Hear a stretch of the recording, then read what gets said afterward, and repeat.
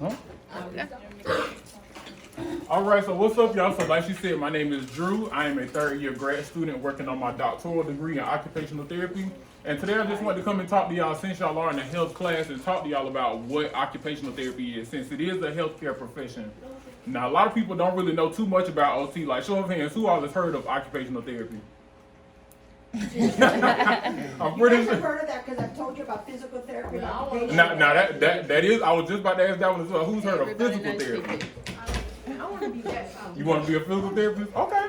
Well, that's actually pretty good. That's why I wanted to come and talk to y'all about it, because like I said, a lot of people don't know what OT is, and physical therapists and occupational therapists work hand in hand in a lot of settings. So without further ado, I'll go ahead and show y'all what the profession looks like. All right, so some of the topics that we're going to discuss today are: what does an occupational therapist do? Where can an OT work? What kind of salary does an OT make, just an average? What's the difference between physical therapy and occupational therapy? And then what are some more ways to learn about occupational therapy? And then I'm going to show y'all a little bit of equipment that we use with our patients day in and day out. All right, so before we get into it, I just want to give a little brief history of where OT began. So at World War I, after the soldiers fought and suffered a lot of physical disabilities, you know, once you go to war, you're going to get hurt, of course. But a lot of people didn't factor in that not only did they have physical disabilities, but they also had a lot of mental disabilities. And around this time, if you had a mental disability, there weren't doctors to help you out. They kind of labeled you as crazy and put you in an asylum. So sooner or later, once they started realizing that PTSD was a big thing from the war, recreational aids were established, and they kind of use arts and crafts to work with the mind, because if you really look at it, arts and crafts is kind of therapeutic because you're using your hands, you're like painting, sewing, all that kind of stuff.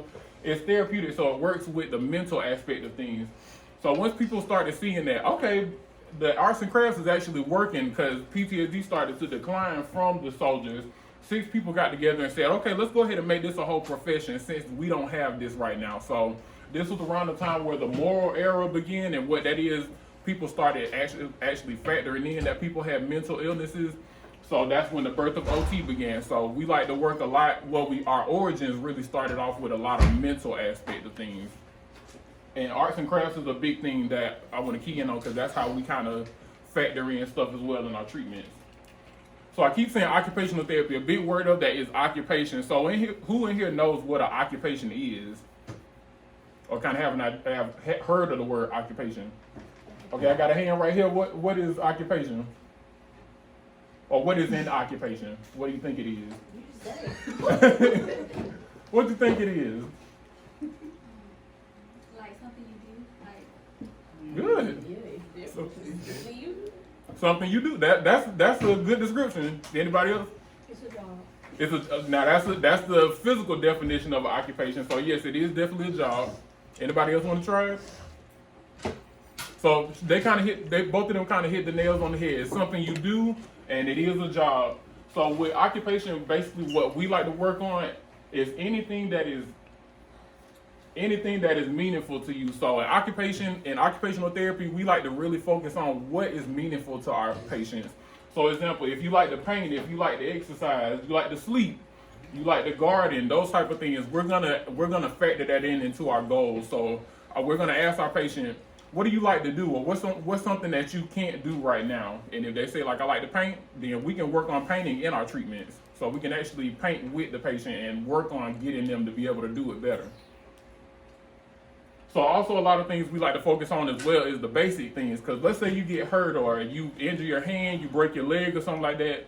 You may not realize it, but you're not going to be able to do those things that you do every morning, like getting dressed by yourself, brushing your teeth by yourself, feeding yourself, those kinds of things. So we like to say these are activities of daily living, and we like to call them ADLs. So we're going to work on those things if you aren't able to do those. So who do OTs work with? So I like to say OT has a wide range of who we can work with, and we can work in a lot of different settings. So I like to say we like to work with people from birth all the way to older age. So you can see us in the hospital where babies are born. You can see us in a nursing home where older people are trying to work on their basic tasks, those kinds of things. So you can see OT anywhere. All right, so that brings me to my next slide of where can OTs work? So you'll see a lot of OTs in a lot of different settings. Like I said, there's no age limit to who can get occupational therapy. So you can see us in a pediatric setting where that'll be like people from age 0 to 21. So you can see us in a hospital, like I said, working in the area where babies are born. You can see us working in the school system. So you can see us working in elementary schools, middle schools, high schools, working on occupational therapy. Like, let's just say, for instance, somebody had trouble writing their name. Like, let's say I broke my hand and I can't write my name on a piece of paper.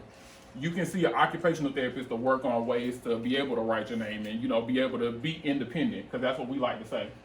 You can also see us in a mental health setting as well. And like I was saying, the origins of occupational therapy, we kind of started with mental health. So you can see us working with PTSD, that's post-traumatic stress disorder, schizophrenia, different types of phobias. You'll see us working in those settings as well. You'll also see us in a hospital setting. So basically what acute care is and ICU, those are like places in the hospital where, let's say you just had a surgery or you're not feeling good and you go to the hospital. Where as OTs, we're going to go in and evaluate you and check you out, see what you need to do, see if you need rehab after it or that kind of thing. It's going to be a short stay. So you're going to see a lot of OTs working in acute care. And actually, me and Katie right now, we're at Archibald working, and she's my instructor. I didn't introduce her. This is Katie Reed. This is my instructor. We gonna work in a hospital, so we like to, every day we go see about 10 or 11 patients and evaluate them and see what they need before we discharge them home. All right, so you can also see us in a home health setting. So basically what this is, we like, as OTs, we can go in somebody's home and actually adapt to what they need. Like, let's say, for instance, somebody has a lot of steps in their home, or somebody can't get in the shower and they need like grab bars to be able to stand up in the shower. We can go in the home and actually evaluate what they need and actually make recommendations to get it for them. So that's the kind of thing you'll see in a home health setting. Now, everybody knows what a nursing home is, so that's where the older population goes, and they'll have 24-hour care. But with OT, you can see us in there as well, working on those basic functional tasks. Like, let's say grandma or grandpa, they can't get to the bathroom like they want to, or they can't brush their teeth, those kind of things. That's what you'll see us working on. Our full sessions will be, all right, let's get some toothpaste, let's put it on the toothbrush, and let's go ahead and brush our teeth instead of somebody doing it for them. So that's what we like to work on so that they can be independent. And then you'll see us in an outpatient clinic. So outpatient is basically the opposite of hospital. So you'll see like clinics, you'll see like if somebody had a sports injury, like let's say I fell on my hand playing basketball and now I can't, for instance, like feed myself because I'm right-handed. That's OT. So you're gonna see occupational therapists working on those kinds of things and getting them better to where they can do it on their own. So how much do OTs make? So this is just a general average. This is not the same. This is not going to be the same across everywhere. This is just a general average. So the average salary of an occupational therapist is $78,946 annually. So that's probably close to around about $5,000 to $6,000 a month before taxes. And y'all kind of get into that once y'all start working. Y'all see taxes will come out a lot. But yeah. So this chart kind of tells that. This chart just kind of shows that the salary can increase by experience, by years of experience. So that means that once I start out, let's say my base salary is $78,000. When I'm working 10 years from now, it's not going to be the same. It's not going to be 78. It's going to rise. So this chart just shows that you don't start out at a amount of pay and then you just stay at that pay. And then this just shows the different databases that tell different salaries. So you can see a range from 70,000 all the way up to like 85, 90,000 in different settings. So the salary, like I said, the salary also depends on the setting that you go into. So right now the chart says that SNFs or nursing homes and home health, those are the two settings that make the most money as of right now, because just the demands of it is very popular. So you're going to see close to like $90,000, $95,000 a year. And then after that, you got hospitals and offices. You'll see around like 85, and then you got schools sitting at 80. And like I said, this isn't just straight up. This is just the database that was found from this website. So it can be different around different databases. All right. So now, what's the difference between physical therapy and occupational therapy? Like all of y'all showed that everybody knows about physical therapy, but not necessarily occupational. So I want to go into the difference of what the difference is between the two. So in PT, you're going to see more lower body things. So that's like walking, improving strength, improving range of motion. So that's basically like the amount of motion that you have in the joint. So they're going to be looking at your leg range of motion. Can I kick my leg up this high? Those kinds of things. And also balance and reducing pain. So PT is just straightforward. I just want to get better at. I just want to be better. I just want to get stronger. I want to improve my function. Versus OT, the biggest thing with OT is that we can work on these things as well, improving strength, but it has to be tied to a function. So, for example, like you're gonna see us a lot in upper body, and you can see us improving strength and range of motion because you are gonna need range of motion for those daily tasks. But we're gonna work on putting on clothes, feeding yourself, getting in and out of the bed, doing your hair, and different mental illnesses. So that's the difference between PT and OT.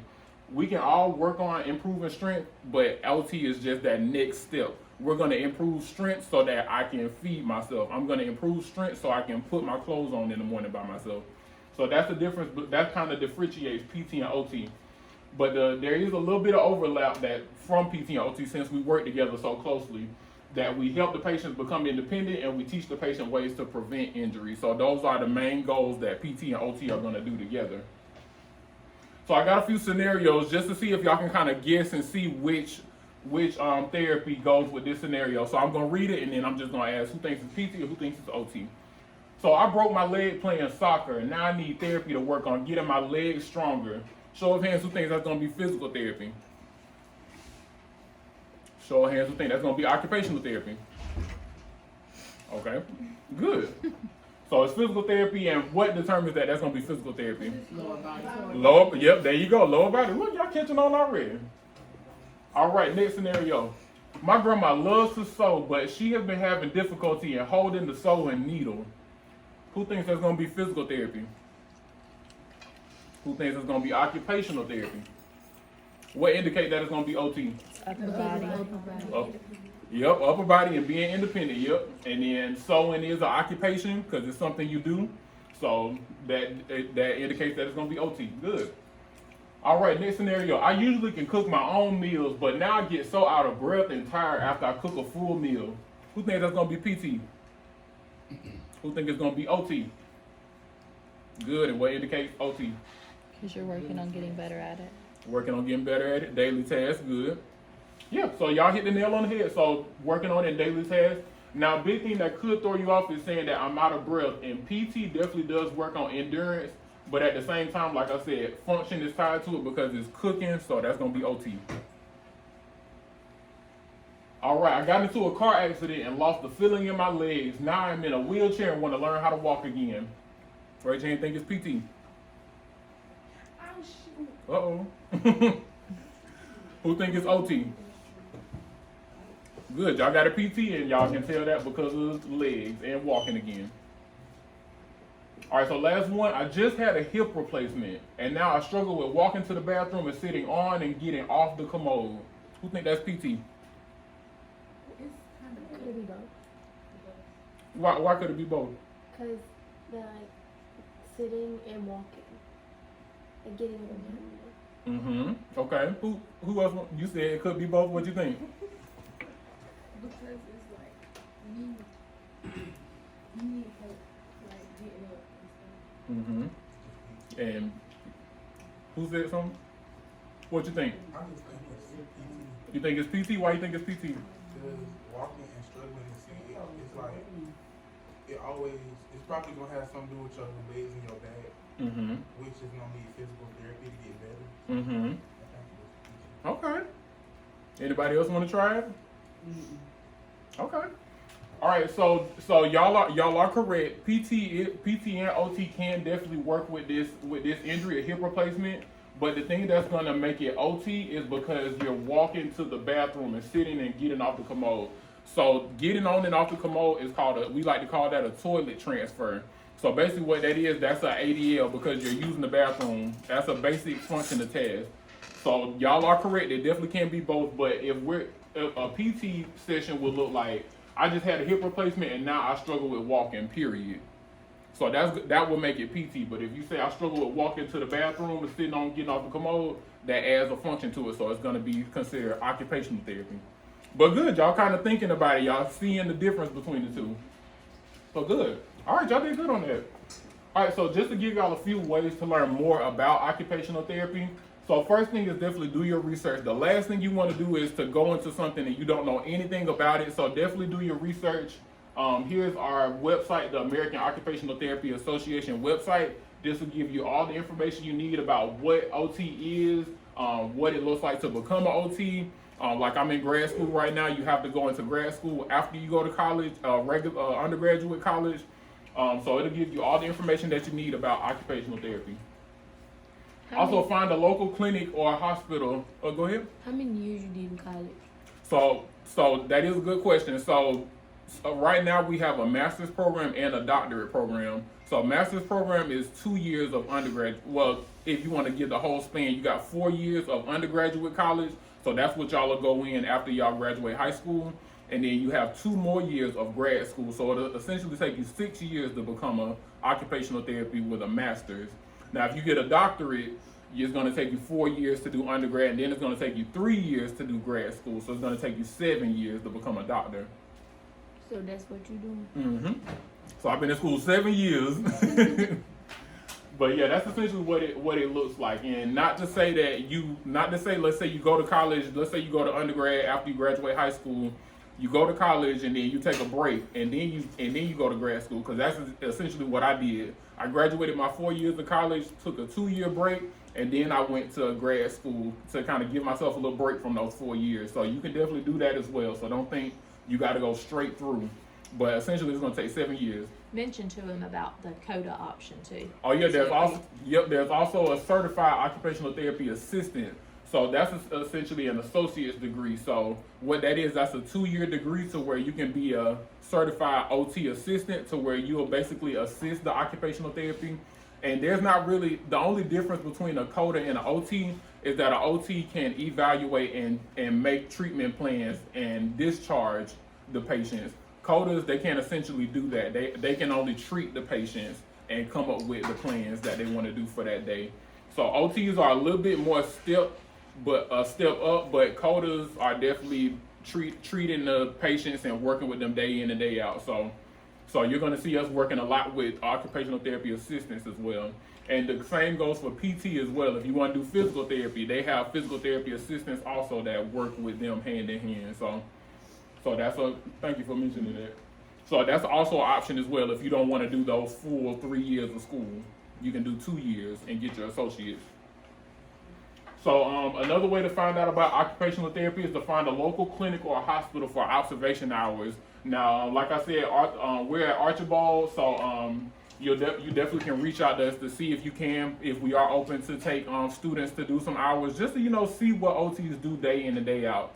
Because you definitely want to look at if before you choose a profession, you want to actually physically see what they do versus kind of just going off of a website. So there's also some nursing homes that you can see as well in Thomasville. There's not really too many outpatient clinics that work with like sports injuries in Thomasville. You'll have to go outside of Thomasville, but you'll see a lot of nursing homes and the Thomasville Archibald Hospital, to where you can kind of see what OTs do day in and day out. And then last but not least, follow and reach out to OTs and OT organizations via social media for mentorship. Now, we are in the times where, TikTok and Instagram are really a big thing, and you have a lot of occupational therapists that are on these social media platforms that's telling you about occupational therapy. So all you really got to do is type in occupational therapy or OT in the search bar, and you'll be able to find a lot of content creators that are OTs. And we are really open. I'm not one, but they're really open to message you and tell you like, hey, I see you're a high school student, so here's some information to learn more, or if they want to take you as a mentor, they can definitely do that as well. But the social media OTs, they're definitely really open to take people, so definitely feel free to reach out on social media if you are interested. All right, so I'm done talking now. So now I want to try out some of the equipment that we use throughout the day. So I want to make this as interactive as possible. So if you are open to try it, definitely let me know. So I need a volunteer. Here we go. Okay, come on up. Have a seat.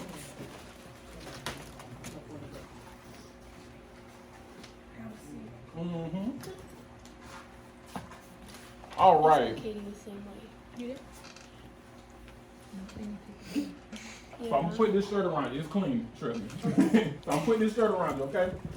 You can put your hands in it. It is big. Look like bananas. I ain't gonna get my bag. All right. So the deficit that you have is what hand are you? Right-handed, left-handed? Right? Right-handed. Okay. So what's your name? Kalia. So my patient here, Kalia, you play the sports or Yeah. what you play? I'm gonna do track this year. I do wrestling. Okay, wrestling, okay. All right, don't do her. Don't do her. If she do wrestling, she Let her do say wrestling. whatever. I don't care what she says. You go. I don't do it for the school though, cause y'all don't It's have okay, wrestling. It's okay. It's okay. We gonna do wrestling. All right, we gonna do wrestling. Don't do her. All right. So Kalia just hurt her hand wrestling. She just broke her right wrist, so she cannot use it at all. So Kalia, I want you to button that shirt up with your left hand. You cannot use your right hand at all. Okay.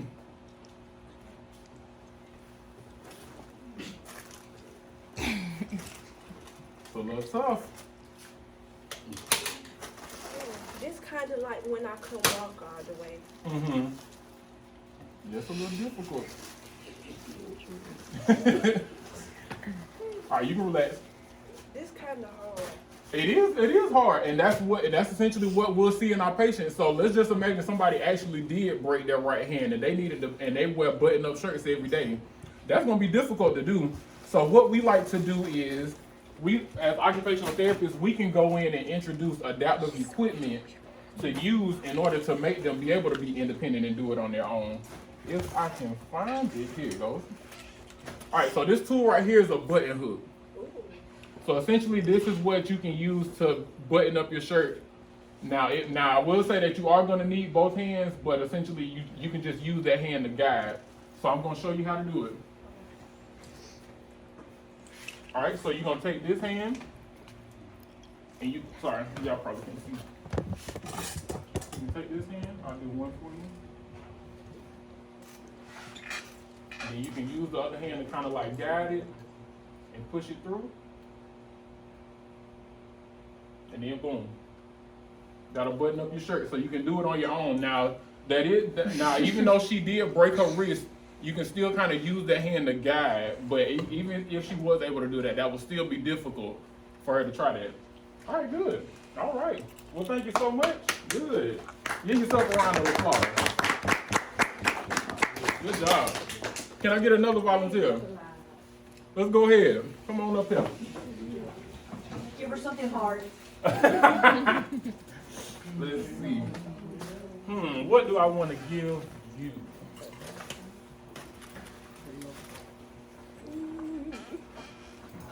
All right, good. You got some slides on.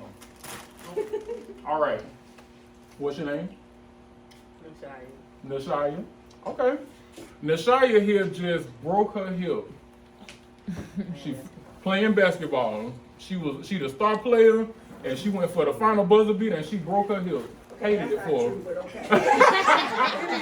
It is. Hated it for her. Ended her season. All right, so essentially, remind me your name again. I'm sorry. Nashaya just had a hip surgery, and the doctor told Nashaya that she cannot bend down whatsoever. She cannot do this at all. So in the morning, she has difficulty putting her clothes on in the morning, putting her shoes on, putting her socks on. So what I'm going to do is I'm going to instruct you on what you can do what this adaptive equipment is to show you how you can put your socks on without bending down. And this sock is clean. All right, so what you'll do is you're going to put your sock, slide it all the way on here. Then I'm going to give you these. You hold them, and you're going to stick your foot all the way in there. Yep. So this might be a little tighter sock. But essentially what it'll look like is it'll pull all the way up to your ankle. So that way you won't even have to bend down. You see how she's sitting just like that? She won't even have to bend down to put a sock on. So that's called a sock aid. So essentially, like I said, this is a little tighter sock, so you have to use bigger socks, but that's what that looks like, so you don't have to bend down and do it. All right, thank you so much. Give her a round of applause. All right, I'll do a couple more.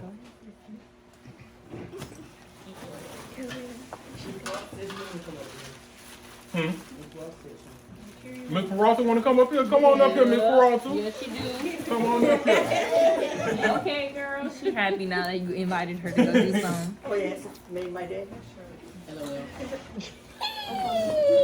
All right. Go ahead, introduce yourself to the camera, Miss Peralta. What's your name?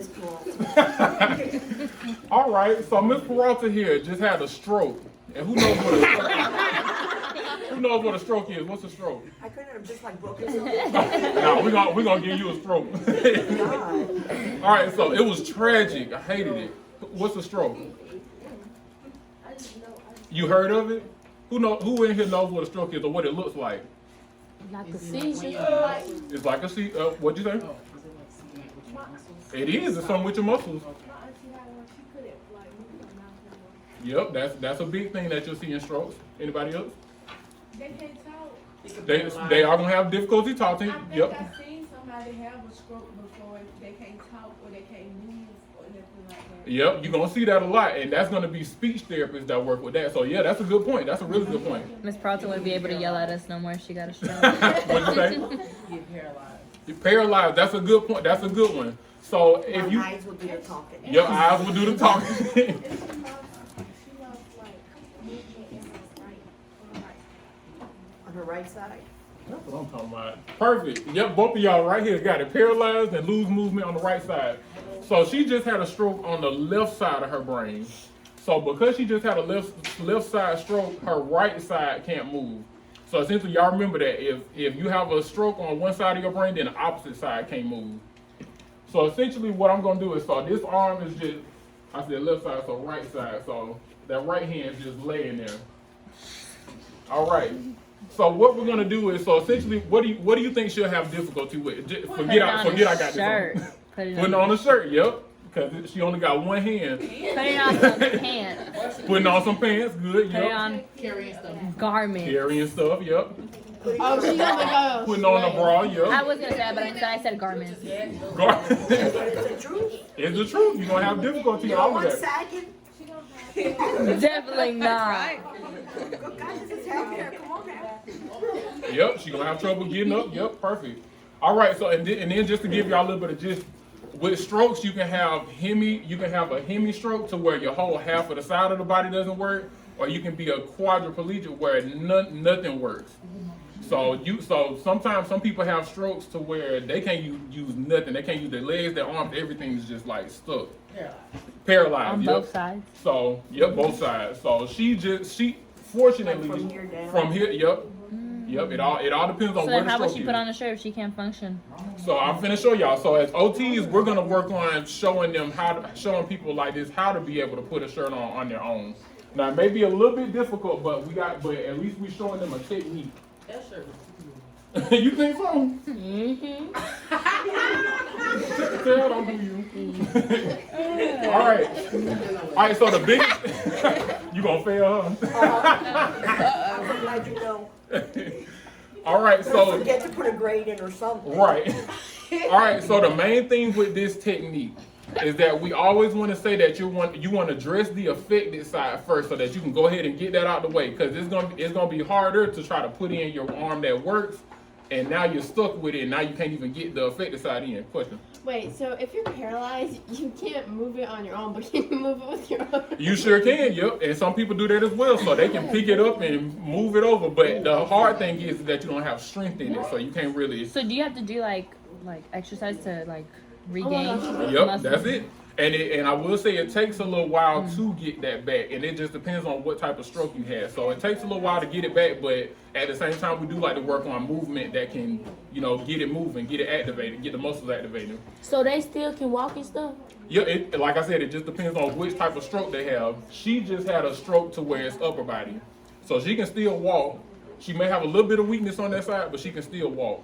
Now, if it was full hemiparesis, then she won't be able to move nothing of this side. You'll have to be limping because Yep. one side of the leg don't function. Yep, At some basically. point I'll be able to get it. With your ruler. You should have just Said said I'ma the get whole you. body was paralyzed.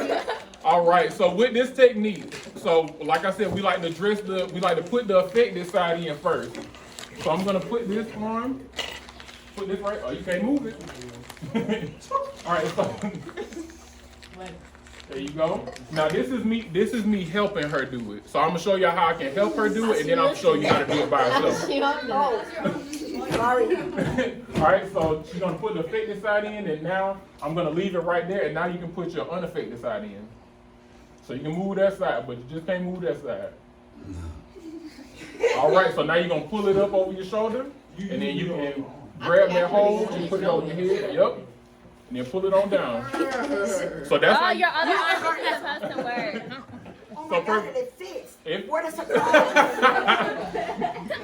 But good. So that's essentially how we're going to teach our patients how to be able to dress themselves on their own. So like I said, it depends on the stroke. So like if it's something like this, then we're going to teach them stroke techniques or hemi techniques to where they can put their shirt on by themselves. Question: How would she take it out? Yeah.